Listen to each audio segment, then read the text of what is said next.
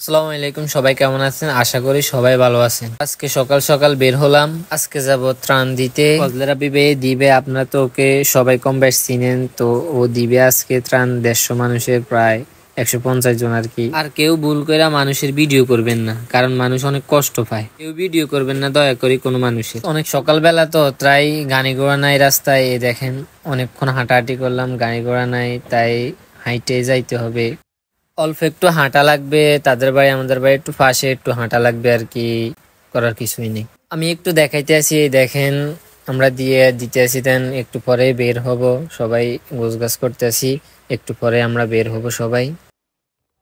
তো ফাইনালি আমরা বের হয়ে গেলাম। এই দেখেন কত কষ্ট, পানি কতটুকু। আমরা ভিডিও করি ঠিক, কিন্তু আমাদের ভিডিও করি, কিন্তু মানুষের ভিডিও করি না কখনো, কারণ মানুষ অনেক কষ্ট পাবে। আমি আবারও বলছি, কেউ ভুল কইরা মানুষের ভিডিও করবেন না। আমরা কারো ভিডিও করি নেই, ভুল করে কেউ এরকম কাজ করবেন না, কারণ মানুষ অনেক কষ্ট পায়। লক্ষ্মীপুর জেলা রামগঞ্জ থানায় এখন থেকে কোনো কন্টেন্ট ক্রিয়েটার এইদিকে এখনো আসেনি। কেন? তা আমাদের এইদিকে তো অনেক ফানি, আপনাদেরকে তো আমি দেখাইলাম এই মাজা পরিমাণ ফানি। শুধু রাব্বি ভাইয়ে দেখলাম, আর কোনো কন্টেন্ট ক্রিয়েটারে দেখলাম না এই রামগঞ্জে, রামগঞ্জের পাশে।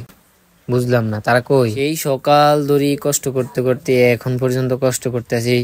পানি দিয়ে আমরা যাইতেছি, গাড়িতে বসে আছি, কত কষ্ট করতেছি মানুষের জন্য। সবাই একটু দোয়া করবেন আর পাশে থাকবেন, আমাদের রামগঞ্জের মানুষদের পাশে থাকবেন সবাই। আর সবাই আমাদের জন্য দোয়া করবেন, আমরা যেন আরো করতে পারি, আরো অনেক মানুষদেরকে যেন দান করতে পারি আমরা।